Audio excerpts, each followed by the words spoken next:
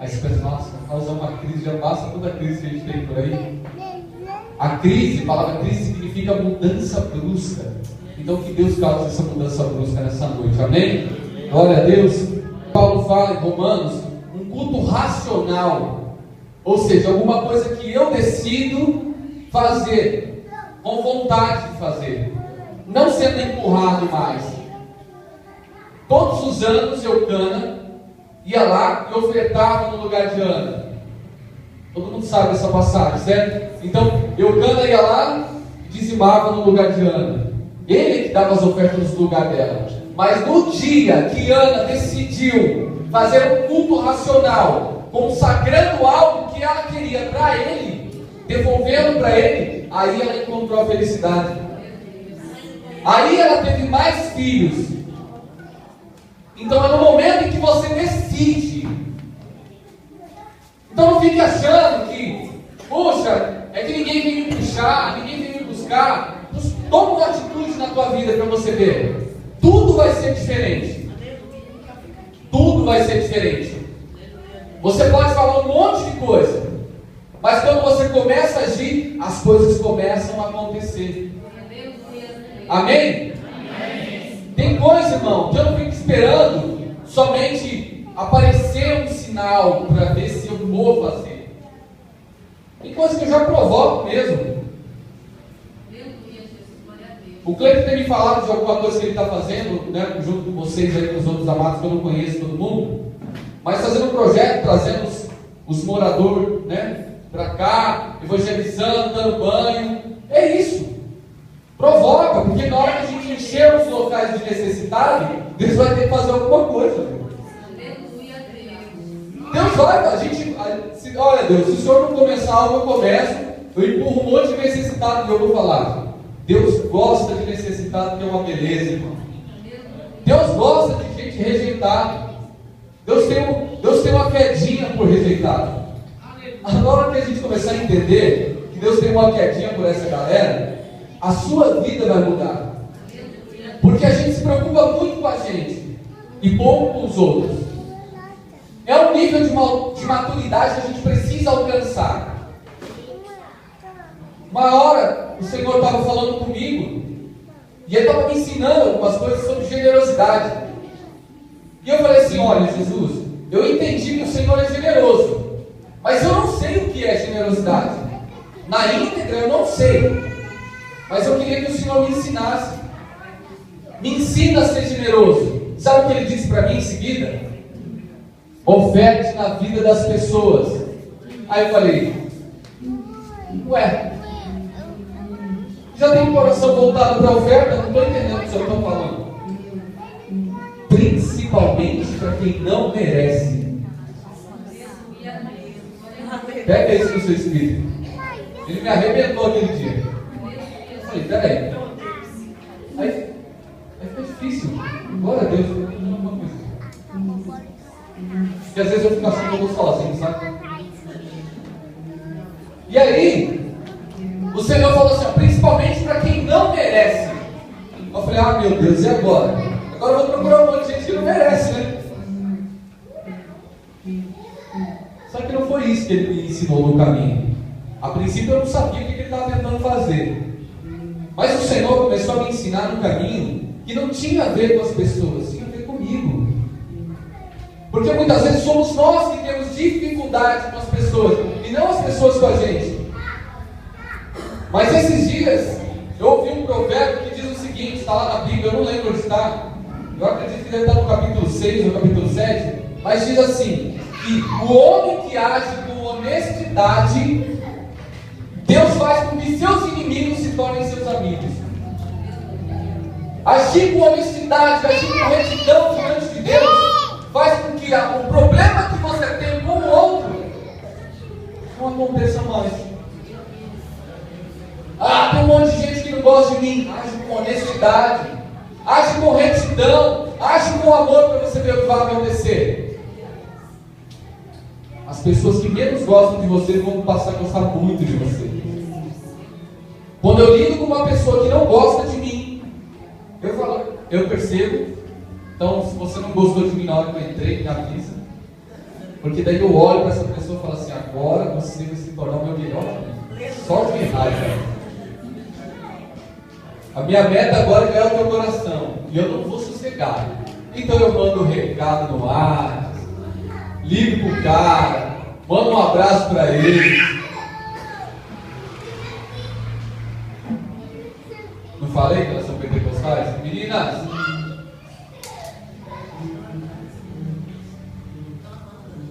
E quando a gente começa a viver dessa forma, a gente começa a entender o princípio, a essência de Deus, algo que a gente perdeu. Eu não sei se você foi como eu, mas no momento que eu me converti, cara, abriu algo tão louco diante de mim, um universo tão diferente.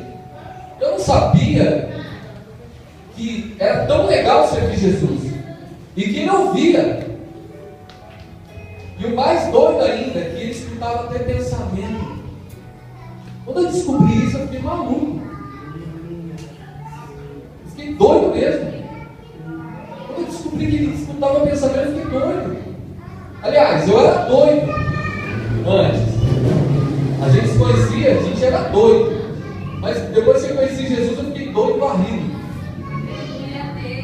Aí não tinha mais para ninguém. Eu só queria saber de Jesus. Eu quero Jesus. Eu queria viver com intensidade para Ele.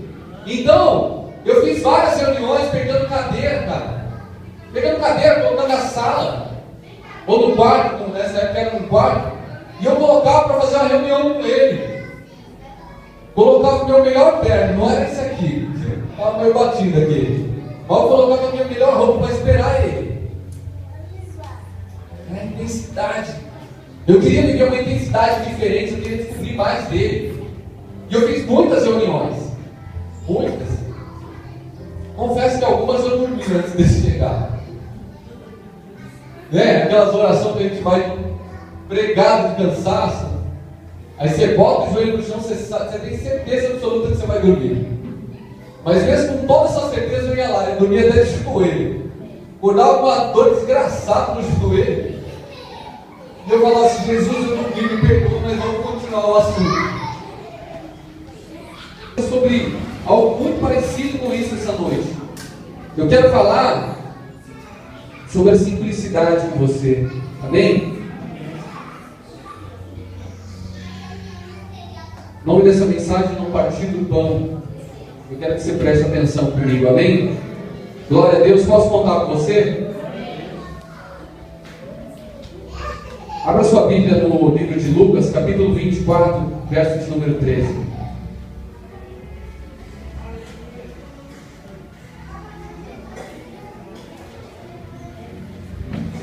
Lucas, capítulo 24, verso de número 13.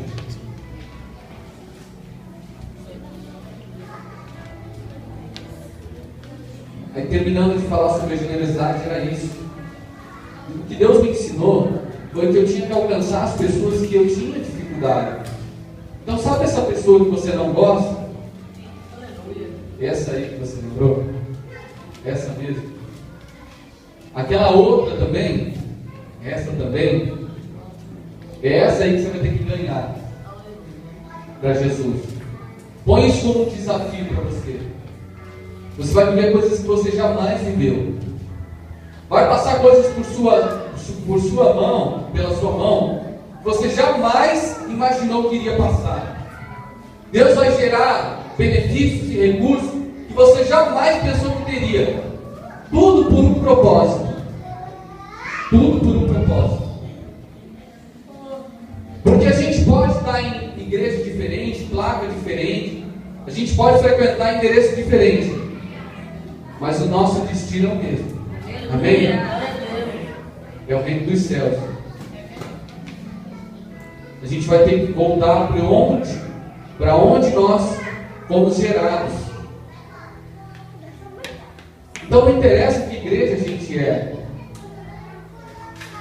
Só porque eu tenho essa forma tradicional, sabe, que eu sou religioso, brincadeira. Eu tenho falado o seguinte, que eu sou uma verdadeira arapuca, irmão, os caras. Uns tempos atrás, eu, o prefeito Walter, porque o Walter tinha o cabelo mais black power, aí ele cortou. Mas os caras vieram outro dia pedir um isqueiro para fumar maconha para mim. Aí eu olhei e falei assim, é mesmo? Você quer? Eu falei, cara, eu não tenho não, mas eu tenho um negócio aqui que vai te deixar doidão. Aí eu falei, é? O que é? Eu falei assim, tem a raiz de Jessé aqui, irmão. Quem deu risada não entendeu. Acabou meu filho ali. Eu escutei uma risada aqui atrás. Eu tenho uma raiz de Jessé, cara.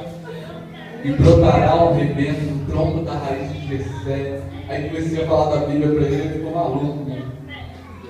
Eu sou um arapuca para os caras. Os caras vêm achando que é da nossa turma, né? Eu sou. Chega aí. Amém?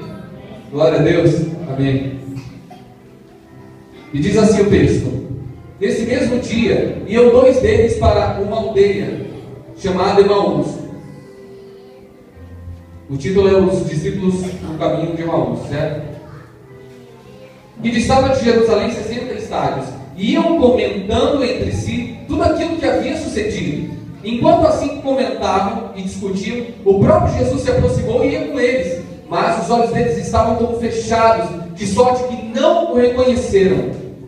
Então ele lhes perguntou: que palavras são essas que caminhando trocai entre vós? Eles então pararam tristes. E um deles, chamado Cleopas, respondeu-lhe: és tu o único peregrino em Jerusalém que não soube essas coisas e nela tem sucedido nestes dias? Ao que lhes perguntou: quais? Disseram-lhe: as que dizem a respeito de Jesus, o Nazareno, do que foi profeta poderoso em obras e palavras diante de Deus e todo o povo. E como os principais dos sacerdotes e nossas autoridades o entregaram para ser condenado à morte e o crucificaram. Ora, nós esperávamos que fosse ele quem havia de remir Israel e também que havia de remir Israel. E além de tudo isso, é hoje já o 3º dia desde que essas coisas aconteceram. Verdade é que também algumas mulheres do nosso meio nos encheram de espanto, pois foram ao sepulcro de madrugada e não achando o corpo dele, voltaram, declarando que tinham tido uma visão de anjos que diziam estar ele vivo. Além disso, alguns que estavam conosco foram ao sepulcro e o acharam ser assim, como as mulheres haviam dito. A ele, porém, não o viram. Então ele lhes disse: honestos e tardos de coração, para creres em tudo que os profetas disseram. Porventura não importa que o Cristo padecesse essas coisas e entrasse na sua glória? E começando por Moisés e por todos os profetas, explicou-lhes o que dele se achava em todas as Escrituras. Quando se aproximaram da aldeia para onde iam, ele fez como que ia para mais longe. Eles, porém, o constrangeram, dizendo: fica conosco, porque é tarde, já declinou o dia. E entrou para ficar com eles. Estando eles à mesa, tomou o pão e o abençoou, e partindo-o, lhe dava. Abriram-se-lhes então os olhos e o reconheceram. Nisto ele desapareceu diante deles e disseram um para o outro: porventura não nos atrasava o coração quando pelo caminho nos falava e quando nos abria as Escrituras? E na mesma hora levantaram e voltaram para Jerusalém e encontraram reunidos 11 que estavam com eles, os quais diziam: realmente o Senhor surgiu e apareceu a Simão. Então os dois contaram o que acontecera no caminho e como lhes fizeram conhecer no partir do pão. Amém? Amém. Glória a Deus. É um texto longo, mas é legal a gente entender que houve toda uma história até acontecer esse partir do pão. Amém? Amém. Glória a Deus. Você percebe que quando Jesus ele se aproxima de um jeito tão diferente para eles, atraindo eles não pela igualdade. Eles começam a falar assim: olha, fica com a gente. Porque Jesus ganhou o coração deles. Ganhou o coração pela simplicidade. Os caras estavam tendo uma conversa de desviado.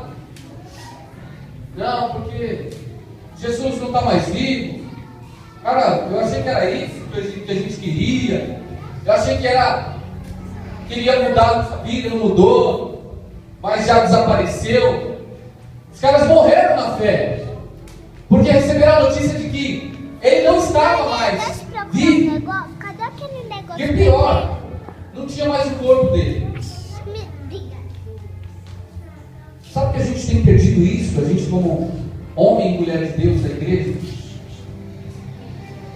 a gente tem perdido essa simplicidade de atrair as pessoas. A gente tem perdido essa chama, essa simplicidade que realmente atrai. O problema é que a nossa resposta não está sendo mais com a diferença, está sendo com indiferença. Então a gente acha que não pode conversar com o cara, porque o cara está desviado, porque o cara está lá afastado, não vai ser salvo, deixa lá, não quer nada com Jesus. Não, a nossa cabeça precisa mudar. A gente está tratando as outras pessoas com indiferença, só que essa indiferença nos coloca como juiz, e juiz só tem um. Você quer ocupar esse cargo de juiz? Não dá. Só ele pode. Só ele pode julgar uma vida. Só ele pode olhar para você e dizer do que você é merecedor. Só ele pode pegar realmente e dar um veto e decidir. Então nem você mesmo é capaz de dizer algo sobre você. Dizer que você é santo ou dizer que você está condenado. A gente não tem total certeza. Claro que a Bíblia fala para a gente sondar o nosso coração e entender como é que a gente está com ele. Então sonda, porque isso é bom. É isso que vai acontecer. Você não é capaz, mas no Espírito Santo é capaz. Ele que decide, ele que vai te dizer se você está mal ou se está bem. A gente não tem como profeta que a gente é, apontar o dedo para a pessoa e dizer que a pessoa está mal, que vai para o inferno. Não vai. Isso é entre ela e Jesus. É entre você e Jesus. Mas a grande pergunta é: você quer ir para onde? Como eu falei, a gente tem o mesmo destino. A gente não tem o mesmo destino. Você precisa entender que você precisa trabalhar com um propósito. Porque se você só trabalha toda semana para você vir aqui sentar no domingo, no culto da família, ou na sexta no culto da libertação, ou no sábado no culto do banho. Qual é o nome do culto de sábado? O resgate. Da limpeza, né? Sabadão da limpeza. Eles limpam o inferno. A gente vai limpar os locais mesmo. Vou contar uma coisa para você. Eu estou com um projeto no coração. E eu tenho colocado como pastor, como o nome do projeto, como Projeto Joel. O que é o Projeto Joel? Eu cheguei no bar lá onde a gente morava antes. E eu falei para a moça assim: você não deixa eu fazer um louvor aqui, não? Você deixa eu fazer um culto aqui? Ela falou: eu deixo. Eu falei: isso. Eu quero chegar em alguns locais onde as igrejas estão se recusando ali e fazer o culto lá dentro. Porque até onde eu sei, a palavra diz que as portas do inferno não prevalecerão. A gente não vai ficar parado esperando o inferno amassar a gente no cantinho. A gente vai meter o pé na porta e vai chegar chegando, tomando posse de tudo. A nossa mente tem que mudar, a gente tem que entender que a gente veio para avançar e não ficar parado. Amém? gente tem que começar a fazer umas coisas mais doidas, mais diferentes. Assim. Tem muita gente que cobra para pregar. Vocês conhecem gente que cobra para pregar? Eu não sou a favor. Meu primo me ligou e falou assim: olha, eu queria te perguntar, posso falar, né? Aí ele está vendo, o cara já falou assim: ô Edson, quanto que você cobra para pregar? Eu falei: cara, como é que eu vou dar preço naquilo que não é meu? Eu falei para ele: pregar não é minha profissão. Pregar, evangelizar, adorar, isso é meu chamado. Por que ele falou isso? Eu falei assim: minha profissão é vendedor. Pode ser que vendendo, né, como vendedor eu te cobre, porque eu trabalho com isso. Mas olha, irmão, às vezes não dá nem certo, porque eu quero para eu vender, eu dou. É uma coisa diferente comigo. Aí os cálculos, a conta não bate, sabe? Não fecha, no final do mês não fecha. Esse dia eu falei para ele, eu falei assim, ó, no início da generosidade ele falava assim para mim, eu tinha R$2, eu saía com R$2, que era tudo que eu tinha, e eu falava assim: vou dar 50 centavos para cada um, né? Porque daí eu alcanço 4 pessoas também. Ele falou assim: ó, agora você só vai dar a partir de R$2, vai dar menos do que 2. Eu falei: o senhor está querendo me falir, é? Como é que eu vou dar R$2 agora? Se eu sair com 10, eu só alcanço 5 caras. Minha matemática era uma, mas a dele é outra. Então ele perguntou para mim quanto eu cobrava. Eu falei assim: cara, não dá para dar preço naquilo que não é meu, porque é dele, vem dele. E eu não cobro para pregar. Na verdade, eu até já paguei para pregar. Tinha uma vez uma moça lá, uma mulher de programa lá no centro de São Paulo. Eu querendo falar de Jesus para ela, não me ouvia. Aí eu me invoquei, irmão. Pensa num cara, um evangelista que ficou invocado na hora. Eu falei assim: escuta, quanto você cobra aí? Aí ela se ajeitou na cadeira. R$15. Eu falei: quanto tempo? 15 minutos. Bate a mão no bolso. Eu tenho R$5. Você me ouve por 5 minutos? Paguei para ela me ouvir. Já que não queria me ouvir por bem, me ouviu mal. Paguei mesmo. Não acha ruim comigo não, porque pelo menos 5 minutos de evangelho ela ouviu. Você tem que enlouquecer por ele, tem que fazer coisa que ninguém espera. Acho que nem ela esperava aquilo. Quando ela se ajeitou na cadeira, achou que eu ia fazer alguma proposta para ela, eu fiz. E ela reclamou quando chegou nos 4. Eu falei: fica tranquilo aí que eu tenho mais um. Ah, não, tá bom não, eu tenho mais 1 minuto. Paguei, cobrando meu direito. Entendo isso. Então a gente tem que atrair com diferença, não com igualdade. O nosso evangelho precisa avançar o coração dessas pessoas. O problema é que a igreja faz a famosa panela, né? Não tem a panela? Até pode ter panela, mas ela precisa ser sem tampa. Quem quiser entrar, entra. Quem quiser sair, sai. Quem quiser ficar, fica. Então faz a panela, mas não põe tampa não. Deixa o povo ficar mais livre para entrar aqui e conhecer a gente mais. Amém? Promete para mim que você vai ser uma panela sem tampa. Glória a Deus. Porque não é a gente que determina quem vai ficar, quem vai entrar, quem vai sair. Juiz só tem um, e é ele. Amém? A gente esqueceu o valor da palavra ministério. Eu descobri esses dias que ministério vem da palavra diaconia, que significa serviço ou servir. A gente tem tratado o ministério como se fosse um privilégio nosso. Então, aí eu sou pastor, então eu quero sentar na primeira cadeira. Toda vez que eu vou, eu tenho que me dar oportunidade, porque eu sou pastor, eu sou evangelista.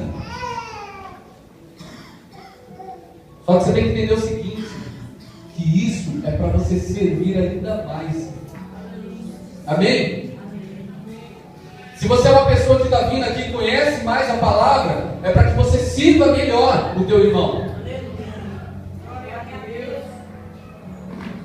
Então, o nível de o entendimento pelo serviço precisa aumentar. Por que a minha vida não muda? Porque o meu entendimento de serviço não muda. Porque eu tenho prioridades diferentes. Muitas vezes Deus não quer muito de nós, Deus quer tudo. Mas algumas, quando Ele não quer tudo, quando você percebe que Ele não está querendo tudo seu, Ele quer só reorganizar as prioridades.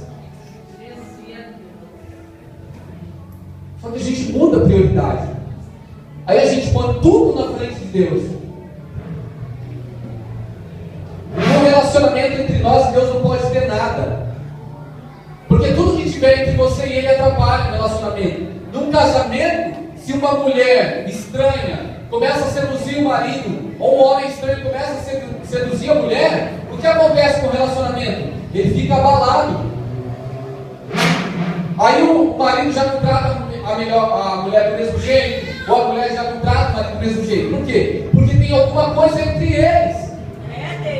Num relacionamento entre nós e o Senhor não pode ter nada. A tua vontade de ter uma casa não pode ser maior do que a vontade de ter Ele.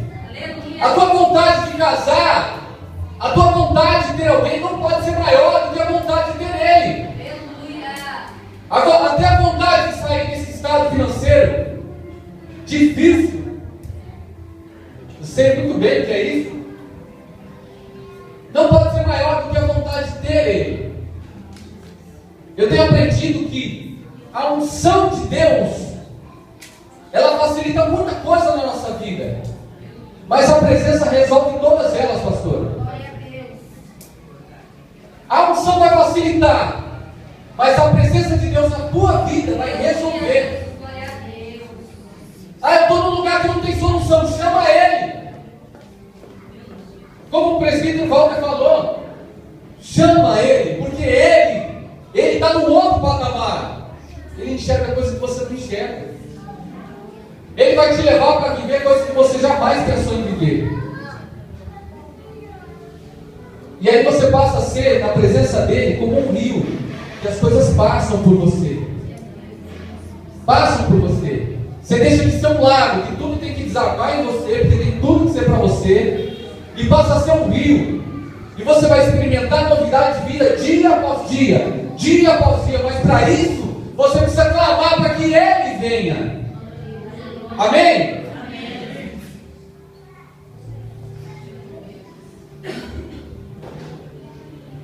Aleluia. O ministério não pode ser dado para quem busca privilégio, porque ele vai tratar como profissão, como eu falei.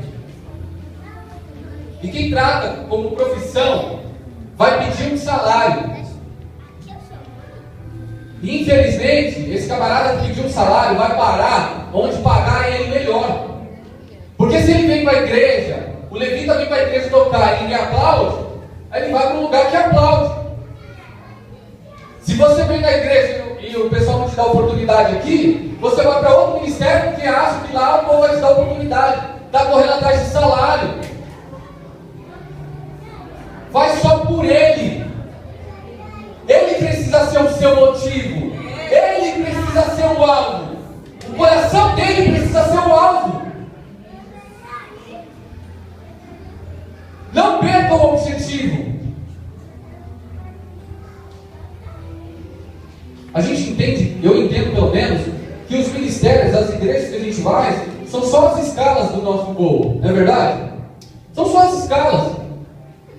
Como eu falei, a gente tem um destino já. Isso é só escala, gente. Então não importa onde você estiver, sirva Ele com interesse de coração. Sirva Ele com vontade, com paixão, com ação violenta em você. Viva isso na tua vida. Não vamos ficar só no mover que, todo mundo pulou, todo mundo gritou, deu cambalhota. Eu não sou contra isso. Na verdade, eu sou o primeiro a me jogar. Eu sou o primeiro a dar cambalhota, se é para dar. Só que eu sou a favor de algo racional. Vamos entender por que a gente está aqui. Vamos entender o motivo. Porque senão, qualquer dificuldade que venha na nossa vida vai nos consumir. Amém?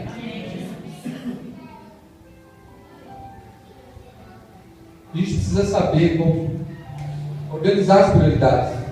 Eu achei muito louco quando como é que é o nome da amada que estava aqui orando? Zé? Eu fiquei caçando quem estava orando. Eu sabia que alguém estava com o microfone, porque a gente estava ouvindo bem alto. Eu assim, cadê essa mulher que está orando? De repente, quando ela levantou aqui, eu falei, Jesus! A gente precisa aprender a se esconder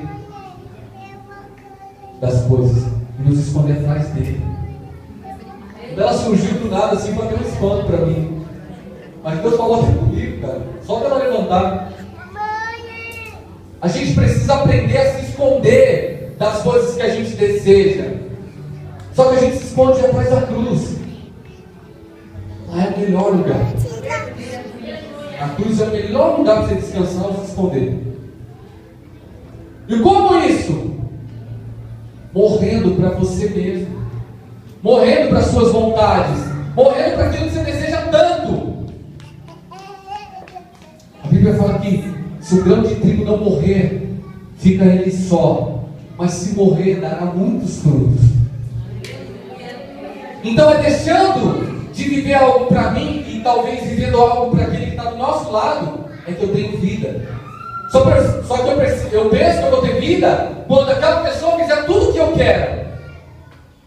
O cara quando casa, a mulher quando casa assim. Eu casei para ser feliz. Está errado. Você tem que casar para fazer a outra pessoa feliz. Porque se ela for feliz, você vai ser muito mais feliz. Só que muitas vezes a gente casa assim. É porque ele não está me fazendo feliz.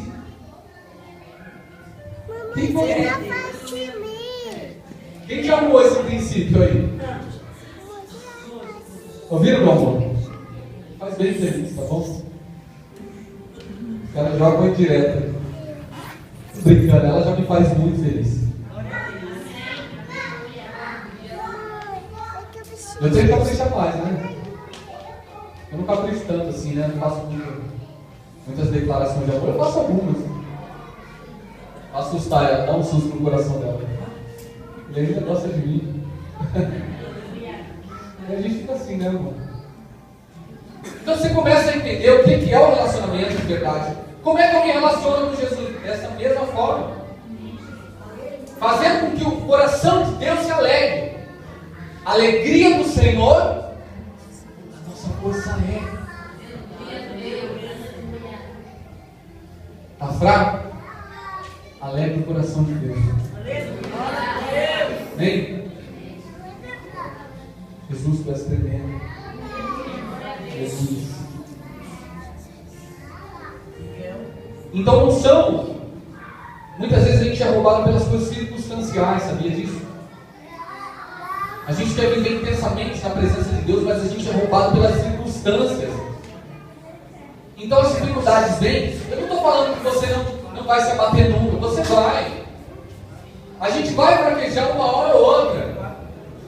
Mas a verdade é que Deus vai fazer algo tão sobrenatural,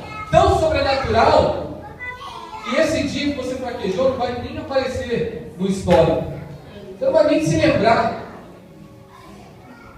José viveu intensamente ali, com Deus.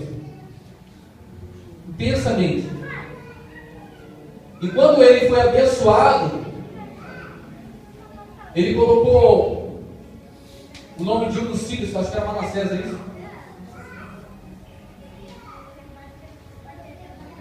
Que daí ele fala que significa que Deus me fez esquecer. Ele não está dizendo que ele não lembra mais do que ele padeceu, de que foi entregue pelos irmãos. Ele está dizendo que não dói mais. Então, ser curado, alguém curado, não é quando você não lembra, é quando você não sente. Está sentindo? Anda um pouquinho mais, avança um pouquinho mais, ama um pouquinho mais, você vai ver. Quando você romper isso, ninguém mais vai parar você. Aí a obra de Deus cresce com tanta violência em você, que quem cola do seu lado é contaminado com isso. Amém? Aleluia.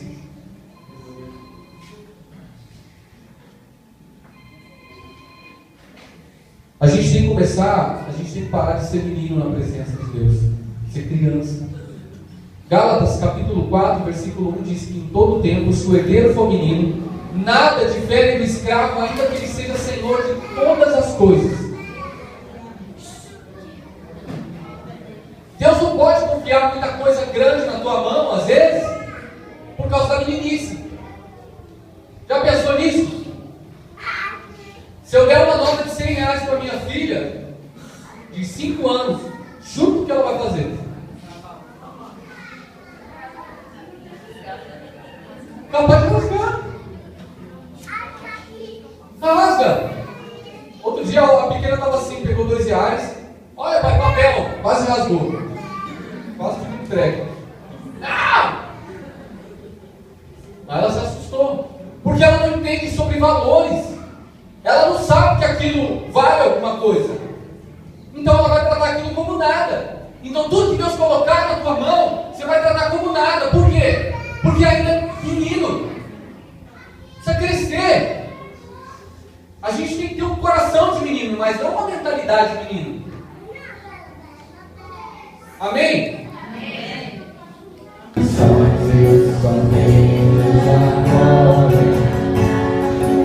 Seu plano maravilhoso, Ele é de